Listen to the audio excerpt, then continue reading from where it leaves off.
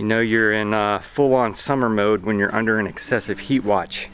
Temperatures climbing pretty close to triple digits out here. So yeah, it's hot. There are no shortage of projects to be done, but everything's kind of in a holding pattern for now, just with budget constraints and other things coming up that we got to tackle. But some of the things, still tending to the garden, that's kind of in autopilot mode, and just keeping it watered and making sure things are looking good and healthy. Sadly, the green beans didn't make it, and we harvested our radishes already, but everything else is looking pretty good. Tomatoes are growing good, basil's getting there, peppers are starting to bloom.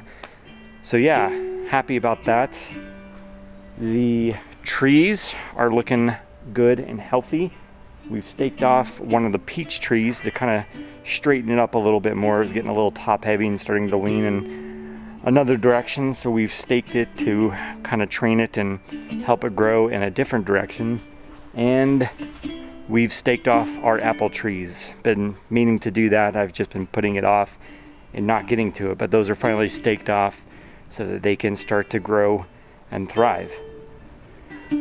One of the other projects we're wanting to tackle is starting to clean up this side of the yard over here, getting rid of a lot of the weeds.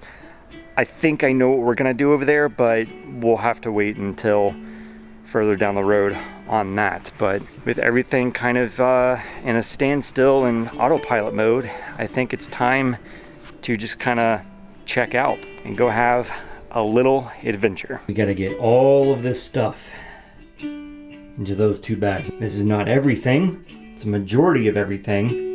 Water filtration, fishing poles and fishing gear, our food, things to cook the food, earplugs to not hear anyone snore, including myself, and just some other goodies. All of this has got to go into 2 bags for 3 days. Last summer, my oldest son and I went on our very first 3-day backpacking trip in the Uinta Mountains. And it's fair to say that we caught the bug and really enjoyed it. So when the opportunity presented itself again this year, we jumped at the chance to get out of cell reception, unplug, and get out in nature. We were blessed to have a handful of folks we go to church with tag along with us, which just added to the fun and enjoyment of the trip.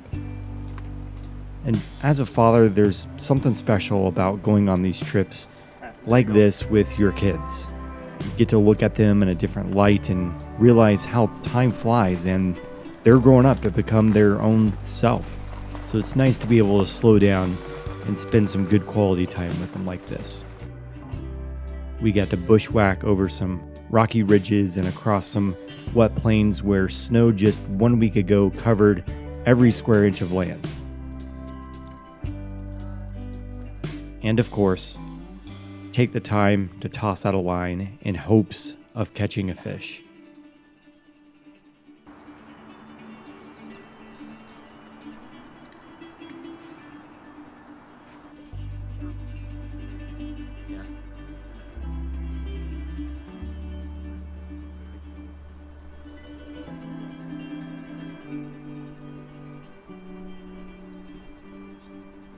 And while it was fun to get away and connect with each other and God's creation, home called us back again.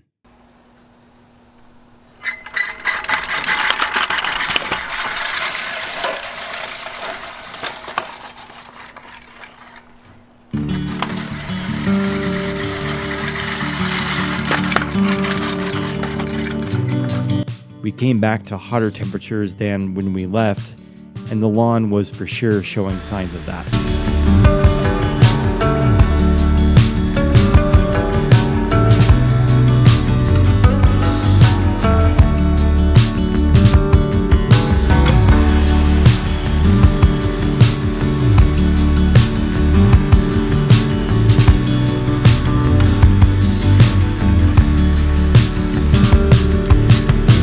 Things are looking pretty crispy from all the heat. Get a nice stressed out spot right here. Going along the edges there, got one out there. 3 days away and triple digit temperatures are definitely taking its toll on the grass. So what better time to bust out the weed torch and burn down some stuff.